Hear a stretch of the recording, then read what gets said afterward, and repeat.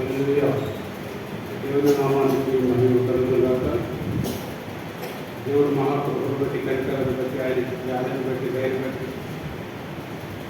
2024 సంవత్సరంలో 5 నెలల సజ్జులతో ఉంచి ఆయన మందులను మనం నడిపించి ఆయన ఆరాధించి స్థుతించే భావించి విధానం వందనాలు తెలియదు. మనకంటే ఎంతోమంది జనులు గొప్పవారు ప్రజలు ఈ దినాలు లేకపోయినా మనకి ఈ దినాన్నించి పునరుద్ధాన దినాన్నించి పునరుద్ధానంలో ఆయన సన్నిధిలో ప్రార్థన చేయడానికి గొప్ప బంధించడానికి భావించలేదు. ఎంతో దేవుడు స్థితుల పాటలో సాక్ష్యంలో సమస్యలను నడిపించారు. ఇప్పుడు కూడా నడిపించడానికి మనం ప్రార్థిద్దాం. వాక్యం గట్టిగా ముందుగా ఒక పాట పాడుతుంది. చరణము 10 పాటను 606 పాట 606 పునరుద్ధాన క్రితం. అది జనరల్గా మనం ఈస్టర్ పండుగ రోజు పాడతాం, కానీ ప్రతి ఆదివారం పాడాల్సిన పాట. గీతం గీతం జయ జయ గీతం జయపతి పాడెదము యేసురాజు హల్లెలూయా జయమపటి జయము యేసురాజు హల్లెలూయా జయమపటి జయము తెరతి సకలనకు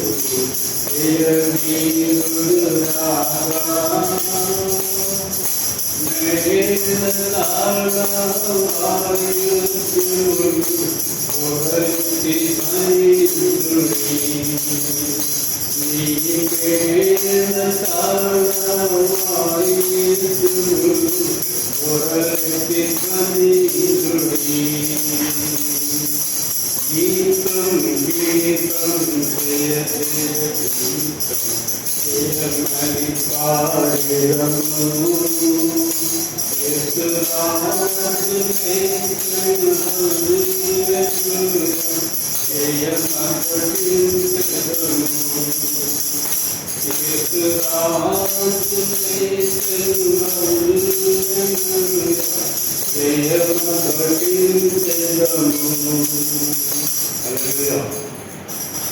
పాస్టర్ గారు ఇచ్చిన అవకాశం బట్టి మొట్టమొదటిగా దేవాలయానికి తర్వాత పాస్టర్ గారికి వందనాలు తెలుస్తున్నాను.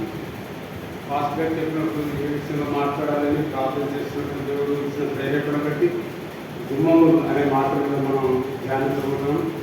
బైబిల్లో ఎక్కడెక్కడ గుమ్మాలు ఉన్నాయి, ఆ గుమ్మాలు ఎందుకు పనిచేస్తున్నాయని ఒకసారి చూస్తాం. సత్యకళ చదివిన మొదటి వచ్చింది 2 సమయాల గ్రంథము 18వ అధ్యాయం 24 చదువుతున్నాను. 2 సమయాలు 18వ అధ్యాయం 24-26.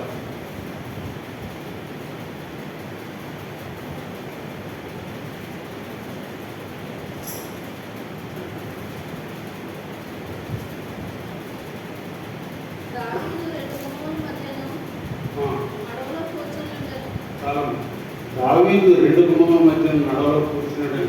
దావీదు అక్కడ కూర్చుని ఒక మంచి శుభ సమాచారం కోసం ఆయన వెయిట్ చేస్తున్నాడు, చూస్తున్నాడు. అది అబ్షాలోముకి దావీదుకి మధ్యలో జరుగుతున్న యుద్ధంలో వచ్చిన సందర్భం. అది మనం పోయిన వారంలో ధ్యానించాను. గుమ్మంలో కూర్చుని జనరల్గా ఇదివరకు రోజులైతే స్త్రీలు ఇంటి దగ్గర ఉండి కూర్చుని ఉద్యోగం చేసేటప్పుడు సాయంత్రం నా భర్త ఎప్పుడు వస్తారని ఎదురు చూస్తుండేవారు.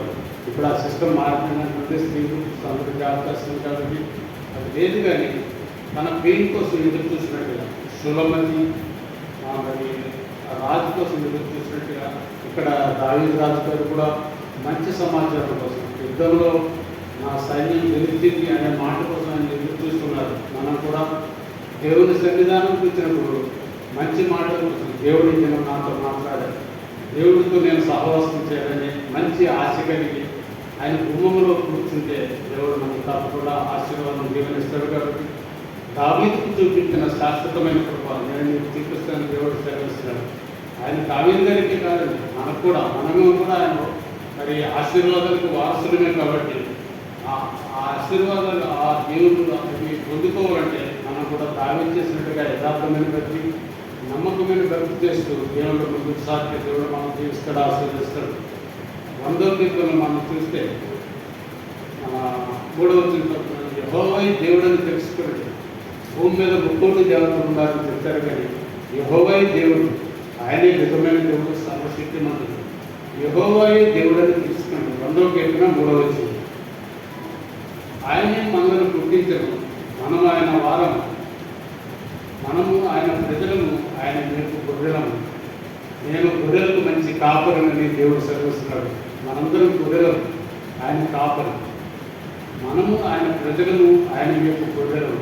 4వ వచనం చూస్తే కృతజ్ఞతార్పణను చెల్లించుతూ ఆయన గుమ్మములలో ప్రవేశించాడు.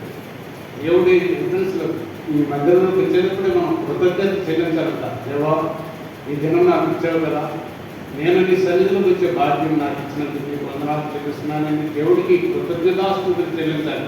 అంతేగాని తప్పదురా బాబు, పాస్టర్ గారు ఏమనుకుంటారు, మా డాడీ ఏమనుకుంటారు, మమ్మీ ఏమనుకుంటారు, అలా కాదండి.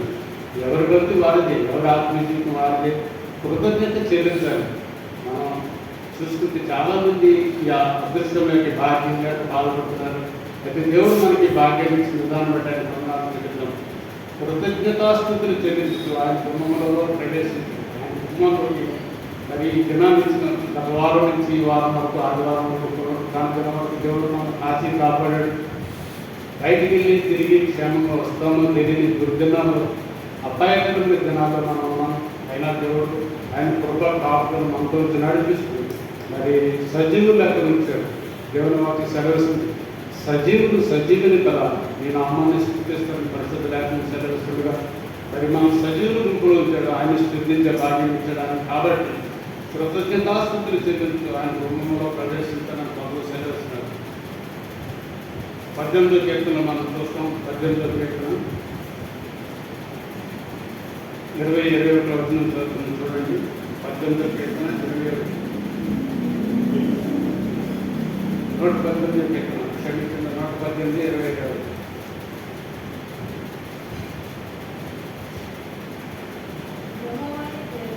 యెహోవాయే దేవుడు,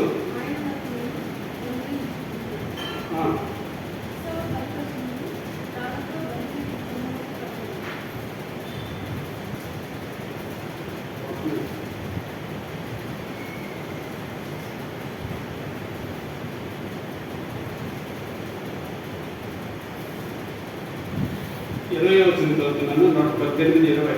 ఇది యెహోవా గుమ్మము, నీతిమంతుల దీనిలో ప్రవేశించదు. యేసే గుమ్మంలో ప్రవేశించాలంటే మనలో నీతి ఉండాలి. మనలో అనీతి ఉంచుకొని, దుర్మార్గం ఉంచుకొని, దుష్టత్వం ఉంచుకొని ఆయన గుమ్మంలో ప్రవేశిస్తే దానివల్ల మనకి ఏమాత్రం ప్రయోజనం ఉండదు. 118వ కీర్తన 20. ఇది యెహోవా గుమ్మము, నీతిమంతుల దీనిలో ప్రవేశించదు. మనం నీతిమంతులను కాకపోయినా దేవుడు ఆయన రక్తం ద్వారా మనం నీతిమంతులుగా తీర్చి ఆయన బిడ్డలుగా మనం చేసుకున్నారు. ఆయన గుమ్మంలోకి వచ్చేటప్పుడు మరి ఆయన కృతజ్ఞత చెల్లిస్తూ ఆయన గుమ్మంలో ప్రవేశిస్తూ నీతిమంతులుగా నేను తీర్చబడాలనే ఆశ కోరికతో మనం ప్రవేశించినట్టుగా దేవుడు మనం తప్పకుండా మన ప్రార్థన ఆలకిస్తాడు. మన ప్రార్థన జవాబు ఇచ్చేస్తాడు. చాలామంది మనం అనుకుంటాం, నేను ఇప్పటి నుంచి ప్రార్థన చేస్తున్నాను, నాకు ఏమాత్రం సమాధానం రావట్లేదండి. సమాధానం రావట్లేదంటే దేవుడు కొన్ని సమయంలో వెంటనే సమాధానం ఇస్తాడు. కొన్ని సమయంలో ఆయన చిత్త ప్రకారం వెయిట్ చేస్తుంటారు. కొన్ని సమయంలో ఆయన ఇష్టమైతే ఒక్కొక్కసారి జరగకపోవచ్చు కూడా. దాన్ని బట్టి మనం నిరాశ చెందకుండా, నిస్పృహ చెందకుండా దేవుడు మనకు ఇచ్చిన దాన్ని బట్టి మనం సంతోషిస్తూ ఆనందిస్తూ ఆయన్ని మహిమపరుస్తూ ఉండాలని దేవుడు సూచిస్తున్నాడు. కాబట్టి మరి ఆయన సంతోషపెట్టే జీవితాలు మనలో ఉండాలి. పిల్లలు అభివృద్ధి చెంది వారు డెవలప్ అయితే తల్లిదండ్రులు ఎలా సంతోషిస్తారు, మనం కూడా ఆత్మలో మరి అభివృద్ధి చెందుతూ ఆయన చిత్తానుసారం నడుస్తూ ఉంటే దేవుడు కూడా మనం బట్టి ఆనందించి దేవుడు అయిన పరిస్థితి దాన్ని సరిస్తుంది. 122వ కీర్తన చదువుతున్నాం చూడండి. యెహోవా మందిరమునకు విడుదమని జనులు నాతో అనినప్పుడు నేను సంతోషించలేదు. 122 మొదటి. యెహోవా మందిరమునకు విడుదమని జనులు నాతో అనినప్పుడు నేను సంతోషించలేదు. యెహోవా మందిరానికి ఎక్కడంటేనే సంతోషం వస్తుందానికి. దావీదు గారు రాసిన కీర్తన, యెరూషలేమా మా పాదములు నీ గుమ్మంలో నిలుచుతున్నది. యెరూషలేమా పాదుల్లో కట్టబడిన పట్టణంలో కట్టబడి ఉన్నావు. యెరూషలేము మా పాదములు నీ గుమ్మములో నిలిచి ఉన్నది. మరి యేసుప్రభు వారు శరీరధారిగా ఉన్నప్పుడు యెరూషలేము పట్టణం చాలా ప్రేమించారు. ఆ పట్టణం గురించి ఏడ్చి అని మనం ఒకసారి చూస్తాం. యెరూషలేమా యెరూషలేమా, మీ దగ్గరకు పంపించిన అనేక ప్రవక్తలను చంపుతూ ఉండేదానా, ఓడి తన రెక్కల చాటును పిల్లలు ఎక్కే రీతిగా రాస్తాం. అట్టి రీతిగా మేము రాయాలని నేను రాయాలని నేను చూశాను. కానీ నువ్వు నా మాట విననోళ్ళకు కానీ దేవుడు సెలవిస్తున్నాడు. మనల్ని బట్టి కూడా ఆయన విజ్ఞాపన చేస్తున్నాడు. తండ్రి మీరు ఏమి చేస్తున్నారు, మీరు ఎదురని యేసుప్రభు శిలువ మీద పలికిన మొదటి మాట ప్రకారం ఇప్పుడు ఇక్కడ మనల్ని క్షమించమని ఎన్నిసార్లు ఆయనకు విరోధంగా మనం ప్రవర్తించిన, ఆయనకు ఆయన దిగిన, ఆయన ఆయాస పెట్టినా సరే దేవుడు ఇంకా మనం చూసిన గులాబీ వాక్యంలో ఉంటుంది ఆ మాట, అనుదినము మన పట్ల వాత్సల్యత కొత్తగా పుడుతుందని దేవుడు సెలవిస్తున్నాడు. అనుదినం మన ఎన్ని పొరపాటు చూసినా ఈ దినం దేవుడు మరి మనల్ని ఆయన వాత్సల్యంతో జీవించేసి ఆయన సన్నిధిలో కూర్చుని పాటించిన విధానం బట్టి ఆయన పట్టణాలు తెలుగుతాం. మరి ఇంకా యేసుప్రభు గాయాలు చేసేవాడిగా మనం ఉండకుండా మరి ఆయన సంతోషపెట్టే జీవితాలు కలిగి ఉండాలని దేవుడు లేకపోతే సెలవిస్తుంది. కాబట్టి సంతోషంగా మనం ఉండాలన్నా తల్లిదండ్రులు సంతోషపెట్టిన పిల్లలు కూడా సంతోషంగా ఉంటారు. దేవుణ్ణి సంతోషపెట్టే మనం కూడా సంతోషంగా ఉంటాం. కాబట్టి ఆయన గాయాలు రేపేవాడిగా మనం ఉండకుండా ఆయన్ని మరి మహిమపరిచేవాడిగా, ఇతడు అబ్రహాము కుమారుడే, ఈమె అబ్రహాము కుమార్తె అనిపించుకునే యోగ్యత మనలో ఉండాలి. మనలో ఉండాలంటే ఆయన రాజ్యాన్ని నీతిని మనం వెతకాలి. ఆయన రాజ్యం, ఆయన నీతి ఎక్కడుందండి? మన మధ్య ఉన్నది. బైబిల్ వాక్యం చదివితే ఆయన నీతి అంటే ఆయన రాజ్యం ఏంటో మనకు తెలుస్తుంది. మరి దేవుని రాజ్యము ఆహారము పానీయము కాదు, కానీ నీతి సమాధానం అని దేవుడు సెలవుస్తున్నాడు. మన నీతిగా యథార్థంగా నమ్మకంతో వాక్యానుసారం జీవిస్తే దేవుడు మన ప్రార్థన ఆలకిస్తాడు, మనకి జవాబు వేచేస్తాడు, మనం దీవిస్తాడు, ఆశీర్వదిస్తాడు. సామెత గ్రంథంలో ఒక మాట మనం చదివితే సామెత గ్రంథము 8:34, సామెత గ్రంథం 8:34 చూడండి. అనుదినము నా గడప యొద్ద కనిపెట్టుకొని, నా ద్వారబంధువుల యొద్ద కాచుకొని, నా ఉపదేశం వినివాడు ధనుడు. అనుదినము నా గడప యొద్ద కనిపెట్టుకొని, నా ద్వారబంధువుల యొద్ద కాచుకొని, నా ఉపదేశం వినివాడు ధన్యుడు. ఆయన ఉపదేశం వినటం ఎంతో ధన్యత. మరి ఆయన మాటలు వింటే ఎంతో మధురమైనదని ఆయన మాటలు మనం చూస్తున్నాం. దేశన్న గారి పాట అందరూ గుర్తుండదు, చరణం పాడుతాను. జుంటెని ధరల కన్నా యేసు నామమే మధురం, యేసయ్య సన్నిధి మధురమగు. జుంటెని ధరల కన్నా యేసు నామమే మధురం, యేసయ్య సన్నిధి మధురమగు. జీవితకాలమంతా ఆనందించగా యేసయ్యనే ఆరాధించగా. జీవితకాలమంతా ఆనందించగా యేసయ్యనే ఆరాధించగా. ఆయన మాటలు రుచితేనే దారాలంటే మధురమైనవి. దేని మనలో చాలామందికి అర్థం చేసి తెలుసుంటుంది.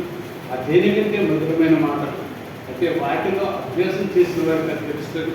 వాటిని చదవాలంటే జనరల్గా బోనస్ కానీ పాత నిబంధనలు చదవడానికి కూడా ఇష్టం ఉండదు. అయినా కానీ మనం అర్థం కాకపోయినా ఆదికాండం గ్రంథం వరకు కంటిన్యూస్గా మనం చదువుతూ ఉంటే దేవుడు ప్రేమ, ఆయన చిత్తం, ఆయన మన పట్ల ఉన్న ప్రణాళిక మనకు బయటపరుస్తూ ఉంటారు. ఆయన వాక్యాన్ని చదువుతున్నామా, వాక్యానుసారం జీవిస్తున్నాము, లేదంటే మామూలుగా వేషధారణలు మధ్యలో చేరుకోవడం, తర్వాత మన పనులు మనం చేసుకోవడం కాదు. కానీ దేవుడు మనకి ఇచ్చిన పనిని మనం నమ్మకత్వంగా చేయాలి. అందులో కూడా మన నమ్మకత్వం దేవుడు చూస్తాడు. అలాగే ఆ వాక్యాన్ని చదవాలి, ధ్యానించాలి, ప్రార్థన చేసుకుంటాను ఉండాలి. కాబట్టి ఎప్పుడైనా దేవుని బిడ్డగా మనం కూడా దేవునితో యథార్థంగా నమ్మకంగా కొనసాగుతూ ఆయన కుటుంబంలో ప్రవేశిస్తూ ఆయన ఇచ్చే దేవుని ఆశీర్వాదాలు పొందుకోవాలని మనం ఎదురు చూద్దాం. మరి గతవారం పక్షిరాజు నుండి పాస్గా చెప్పాడు కదండి. పక్షిరాజు యవ్వనం వలని యవ్వనం పొందగలుగుతుందన్నట్టు ఉన్నత స్థలంలో ఎగిరే అనుభవాలు, ఆత్మీయ జీవితంలో ఉన్నతంగా ఉండే అనుభవాలు మనం పొందుకోవాలి. ఎందుకని ఎక్కడ వేసిన బొమ్మలు అక్కడే ఉన్నట్టుగా కాకుండా మరి గత పునరుత్థానం కంటే పునరుత్థానం దేవుడు మనకి ఇన్ని రోజులు ఇచ్చారు కాబట్టి మనం కూడా దేవుని ఎదుగుతూ ఆనందిస్తూ ఆయన సంతోషపెట్టే జీవితాలు ఉండాలని దేవుడు కోరుకున్నాడు కాబట్టి అట్టి రీతిగా మనం ఉండడానికి ప్రయాసపడదాం. సామెతల గ్రంథంలో మరో మాట, సామెతల గ్రంథము 31వ అధ్యాయము 30వ వచనం, ఆఖరి 2వ వచనాలు 31వ అధ్యాయం 30-31. అందము మోసకరము, సౌందర్యము వ్యర్థము, యెహోవా యందు భయభక్తులు కలిగిన స్త్రీ కొనియాడబడదు. చేసిన పనిని బట్టి అట్టి దానికి ప్రతిఫలం ఇయ్యగలదు. గౌనుల యొక్క ఆమె పనులు ఆమెను కొనియాడదు. గవిని అంటే గుమ్మం. గుమ్మముల యొక్క ఆమె పనులు ఆమెను కొనియాడదు. మనం చేసిన పని మరి చూసేవారికి చాలా స్పష్టంగా కనిపిస్తుంది. ఇల్లు చూడు ఇల్లాలు చూడు అంటారు కనిపిస్తాయి. ఆ ఇల్లాలు ఎలాంటి ఇల్లాలో ఆ గుమ్మం చూస్తే తెలుస్తుంది. గౌనుల యొక్క గుమ్మముల యొక్క ఆమె పనులు ఆమెను కొనియాడు. మరి మన ఆత్మీయ గుమ్మం దేవునికి ఆహ్వానించేదిగా ఉందా, లేదంటే మరి ఆయన వచ్చి ఈ గుమ్మంలో నేను ప్రవేశించలేను, ఈ శరీరం నాకు ఇష్టమైంది కాదు, మీ దేహము దేవుని ఆలయం రోజున మీరు ఎవరురా దాన్ని మీరు దొంగలుగా చేశారని దేవుడు సెలవుస్తున్నాడు. మన దేహాలు ప్రసిద్ధంగా కాపాడుకోవాలి. ఇది దేవుడు ఇచ్చిందని మనం నమ్మాలి. మన ఇష్టానుసారం దాన్ని మరి చేయకూడదు. ఏదైనా దేవుడికి ఇష్టంగా మనం చేస్తే దేవుడు బాధపడతాడు. నేను నిర్మించిన గృహాన్ని ఆ పిల్లలు అలా పాడు చేస్తున్నారని దేవుడు బాధపడతాడు. కాబట్టి మరి గౌనుల యొక్క ఆమె చేసిన పనులు ఆమె కొనియాడబడినని దేవుడు సెలవుస్తున్నాడు. మనం చేసే పనులు దేవుని పట్ల మనం ఏమైనా చేయగలుగుతున్నామా? దేవుడు మనం పుట్టించి పెంచి ఇంత వారిగా చేశాడు. తల్లి గర్భములు పిండములో ఉండకముందే నా కన్నులు నేను చూశాను దేవుడు సెలవుస్తున్నాడు. అలాగే జగత్తు పునాది వేయబడకముందే నేను నిర్మించుకున్నాను సెలవుస్తున్నాడు. జగత్తు ప్రపంచం ఏమి లేకపోతే నన్ను ఇలా ఉండాలని దేవుడు ఆయన సంకల్పంలో మనం ఉన్నాం. కాబట్టి మనం వెతికి సంచుగా ఉన్నాం. చూడము నా అరచేతుల్లో నేను చెప్పుకున్నాను దేవుడు సెలవుస్తున్నాడు. ఆయన అరచేతులు మనం ఉన్నాం. అయితే ఏ విషయంలో మనం భయపడకూడదు. సాతాను ఎప్పుడు మనం భయపెట్టడానికి ప్రయత్నం చేస్తూ ఉంటాడు. అనారోగ్యమైన ఆర్థిక ఇబ్బందులను ఉద్యోగాల సమస్యలను ఏదో వస్తూ ఉంటాయి. వాటిని అన్నింటికంటే ఇచ్చిన శక్తిమంతుడు నా యేసయ్యను మనం ఎప్పుడు నమ్ముతుండాలి. లోకంలో ఉన్నవాడి కంటే నాలో ఉన్నవాడు గొప్పవాడని మనం గ్రహించినప్పుడు మనం ముందుకు సాగలుగుతాం. కానీ వాటిని బట్టి నిరాశపడి కృంగిపోయి మరి డిప్రెషన్లోకి వెళ్ళిపోయి అనేకులు మరి రకరకాల వ్యాధులతో బాధపడుతున్నారు. కాబట్టి మనం అలాంటి పనులు చేయకుండా దేవుని యందు నిరీక్షణ ఉంచాలి.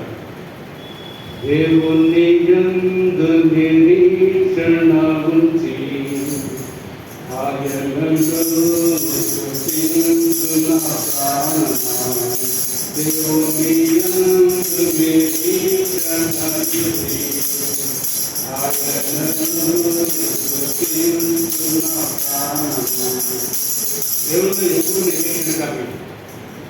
ఆయన ఇచ్చే ఆశీర్వాదం కోసం దేవుని కోసం మనం ఎదురు చూసుకున్నాం. కానీ దేవుడు నాకు ఇది చేయలేదు అది చేయలేదు మనం మరి దేవుని మీద నిందమోపకూడదు. ఆయన ఇచ్చిన దాన్ని బట్టి మన దేవుడు కృతజ్ఞత చెల్లించవలసిన వారిని అన్నాం. కానీ ఇవ్వలేని వాటి కోసం మనం ఆశపడి మనం ఇబ్బంది పెట్టిన దేవుడు ఇబ్బంది పెట్టకూడదు.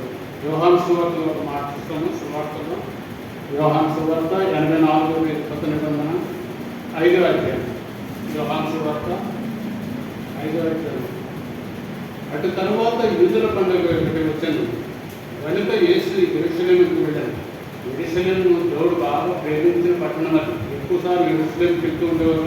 దాని గురించి ప్రార్థన కూడా చేస్తుండేవారు. 2వ వచనం చూస్తున్నాను.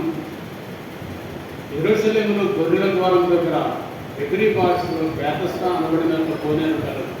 గొర్రెల ద్వారం అనేకమైన ద్వారాలు ఉన్నాయి. మనం ద్వారాలను బట్టి ఇప్పుడు మనం ధ్యానిస్తున్నాం. నెహెమ్యా గ్రంథంలో మనం చూస్తే 2వ అధ్యాయం 3వ అధ్యాయం వెతికినప్పుడు ఎప్పుడైనా చదవండి. అందులో అనేకమైన ద్వారాలు, గొర్రెల ద్వారం, మరి రకరకాల ద్వారాలు మనం చూడవచ్చు. ఇది గొర్రెల ద్వారం. 5వ చాప్టర్ అంతా 5వ అధ్యాయం అంతా మనం చదివితే అక్కడ ఒక 38 ఏళ్ళ నుండి రోగగ్రస్తుడై పడి ఉన్న ఒక మనిషిని మనం చూడగలం. 1 సంవత్సరం కాదు, 2 సంవత్సరాలు కాదు, 3 సంవత్సరాలు కాదు, 38 సంవత్సరాలు. యేసు ప్రభువు ఆయన కనికరించి స్వయంగా ఆయనే స్వస్థపడగలుగుతున్నావా అని ఆయన అడిగి స్వస్థపరిచారు. అన్నాళ్ళు పడి ఉన్నవాడు బ్లడ్ సోర్స్తో కురుకులతో బాధలతో పడి ఉంటాడేమో, కానీ యేసుప్రభు ఒక్క మాట మాత్రం చెప్పినప్పుడు అవన్నీ పోయి ఆడు దిగ్గున లేచి తన పరిపెట్టుకుని ఇంటికి వెళ్ళినట్టుగా దేవుని మహిమపరిచినట్టుగా మనం చూస్తున్నాం. ఈ గొర్రెల ద్వారా మనం కూడా గొర్రెల లాంటి వారు, విశ్వాసాలందరినీ దేవుడు గొర్రెలతో పోలుస్తారు. గొర్రెల ద్వారా మంచి దేవుడు మనకి ఆయన దగ్గర చేరే భాగ్యం మనకి ఇచ్చాడు. నేనే మార్గము సత్యము జీవము అని దేవుడు సెలవిచ్చాడు. ఆయన ద్వారా తప్ప, ఆయన మార్గం ద్వారా తప్ప వేరే మార్గం లేదు. ఎవరైనా మనం మరి ఆత్మీయ స్థితిలో ఉన్నతమైన స్థితికి వెళ్ళాలంటే దేవుడిని వెంబడించవలసిందే. నేనే మార్గం అని ఇక్కడ ఆయన మార్గం తప్ప వేరే మార్గం లేదని మనం గ్రహించగలగాలి.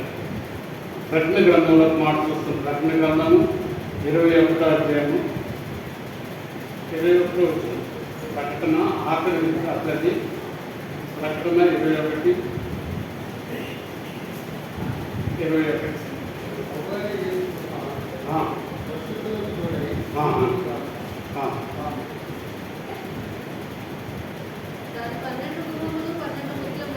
కానీ 12 గుమ్మములు 12 ముత్యములు, ఒక్కొక్క గుమ్మము ఒక్కొక్క ముత్యంతో కట్టబడి చాలండి. ఇది యెరూషలేం, నూతన యెరూషలేం పరలోక పట్టణం గురించి రాయబడింది. 21వ అధ్యాయం మనం చదివితే 12 గుమ్మములు పట్టణానికి 12 గుమ్మములు, తూర్పు వైపు 3, పడమర వైపు 3, ఉత్తరం 3, దక్షిణం 3, 12 గుమ్మాలు. 12 గుమ్మాలు ఒక్కొక్క గుమ్మం ఒక ముత్యంతో కట్టబడినది. దాని వీధులన్నీ సువర్ణమైనవి. సువర్ణం అంటే బంగారం, బంగారమైనవి. బంగారు మీద సంచరించే గొప్ప దేవుడు మనకి ఇస్తానని, రత్నాలతో వజ్రవేడుకలతో ఆ పట్టణాన్ని నిర్మించారని.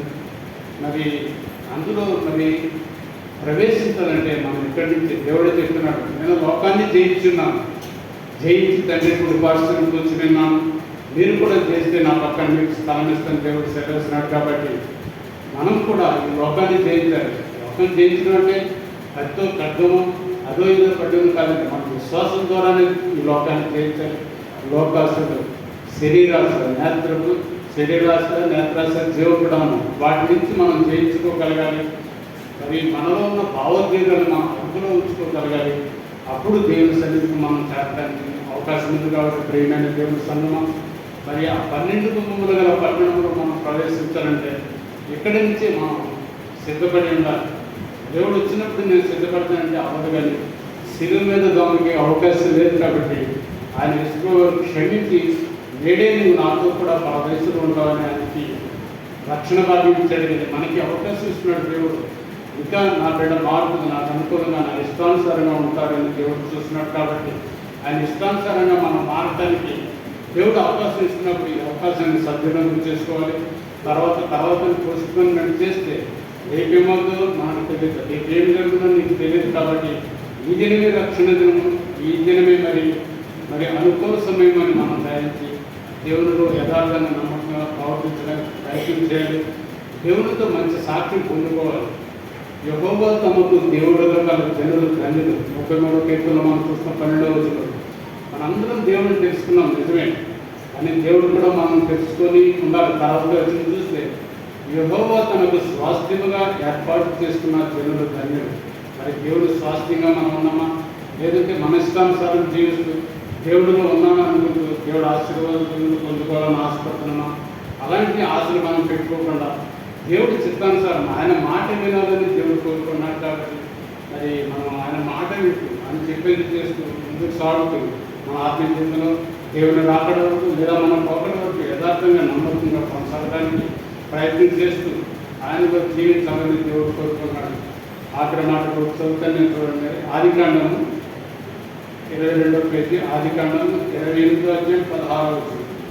ఆదికాండం 28:16. 23వ పేజీ పాత నిబంధన. యాకోబు నిద్ర తెలిసి నిశ్చయంగా యెహోవా ఈ స్థలమున్నాడు, అది నాకు తెలియకపోయాడు. ఈ గడియ భయపడి ఈ స్థలం ఎంతో భయంకరము, ఇది దేవుని మందిరమే కానీ వేరే కాదు, పరలోకపు గవిని ఇదే అనుకున్నాను. పరలోక ద్వారం ఇదే. యాకోబు గారు మరి తండ్రి దగ్గర నుంచి అన్నటి దర్శకపోయే సమయంలో అది పొద్దుతూకినప్పుడు ఆయన అక్కడ నిద్రపోతాడు. నిద్రపోయినప్పుడు ఆయనకు ఒక దర్శనం చూపిస్తాడు దేవుడు. అప్పుడు ఆయన అంటాడు, ఇది యెహోవా భూమం అని. అది పరలోకపు గవని పరలోకానికి వెళ్ళడానికి మార్గం ఆయన చూసుకుని ఉంటాడు. పరలోక రాజ్యం, పరలోక మార్గం మనకి దేవుడు చెప్పి ఉన్నాడు. మనం దాని చిత్త ప్రకారం నడుస్తూ దేవుడు చెప్పినట్టుగా మనం నడిస్తే పరలోకానికి వెళ్తాం. ఇంత ఆత్మీయ జీవితంలో మనం ఎదురుతూ విశ్వాసులుగా మరి దేవుని బిడ్డలుగా ఉంటూ మరి దేవునికి ఇష్టం కాకుండా మనం పెట్టే పరలోక రాజ్యం చేరాలన్నాడు. మన ప్రయాసంతో దేవునితో ఉండాలని కదా. నేనుండి చోటున నేను ఉండేవాళ్ళ మరలా వచ్చి మిమ్మల్ని తీసుకెళ్తాను దేవుడు సెలవుస్తున్నాడు. ఆయన ఉండే స్థలంలో మనం ఉండాలంటే రెండు ప్లేసులు ఆయన మనందరికీ తెలిసింది. ఒకటి నరకం, నిత్య నరకాశం. రెండోది పరలోకం, అక్కడ ఆకలి దప్పులు లేని రాజ్యం, సూర్యుడైన చంద్రుడనే అక్కడ లేని ఆ పరలోక రాజ్యంలో గొర్రెపిల్లే దాన్ని వెలుగు అంటాడు దేవుడు సెలవుస్తున్నాడు. కాబట్టి మనం దేవునితో నిత్యత్వం కలిగి ఉండాలని, యుగయుగములు తరతరములు దేవునితో జీవించాలని దేవుని సంకల్పం. అయితే అందరూ పాపం చేసి దేవుడు అనుగ్రహించి మహిమను పొందలేకపోతున్నారని దేవుడే మరి ఆయన నరావతారిగా దిగొచ్చి మనలో రక్తమాంసాలు బాలివాడై యేసుక్రీస్తు రూపంలో ఈ లోకానికి వచ్చి మన కోసం రక్తం చింది అనేక శ్రమలను గురించి వృద్ధుడై వృత్యం చేయడం తండ్రి కృపాసన కూర్చుని ఉన్నాడు పరలోకంలో. మనల్ని కూడా పరలోకంలో రమ్మని పిలుస్తున్నాడు. మన ప్రయాసంతో దేవునితో జీవించాలని. కాబట్టి మనం ఆత్మీయ జీవితంలో మనం సరి చేసుకుందాం. మరి నిన్నటి స్థితి ఈరోజు మనకు ఉండకుండా దేవునికి ఉపయోగపడే పాత్రలుగా, దేవునికి ఇష్టమైన బిడ్డలుగా మనం జీవిస్తూ మరి ఉదయం లేచిన దగ్గరికి సాయంకాలం వరకు మనం చేసే పనుల్లో దేవుడికి ఎన్ని ఆయాసకరంగా ప్రవర్తిస్తున్నామో, దేవుడికి ఎంత ఇష్టంగా జీవిస్తున్నామో ఆ విషయాలు మనం తెలుసుకొని మెడుపు కలిగి సాతాను వేసే వృత్తుల్లో మనం పడిపోకుండా నాశనకరమైన గుట్ట నుండి జగటగల దొంగూరు నుండి యేసు ప్రభావాన్ని బయటికి కలిగిన కీర్తన భాగంలో మనం చూస్తాం. అలాంటి నాశనకరమైన రోజుల్లో మనం తిరుగుకోకుండా మరి దేవుని చిత్తానుసారం నడుస్తూ ఆయన చెప్పినట్టుగా మనం నడుస్తూ ఆయన దీవెనలో ఆశీర్వాదం పొందుకుందాం. ఈ మాటల ద్వారా మన ఆత్మీయ జీవితాన్ని మెరుగుపరుచుకుంటూ ముందుకు సాగుతూ యేసయ్యని మహిమ పరిచే వాడుతున్నాం. యేసయ్య పరిశుద్ధ మాట మన కొరకు దీవించుగాక. ఆమేన్.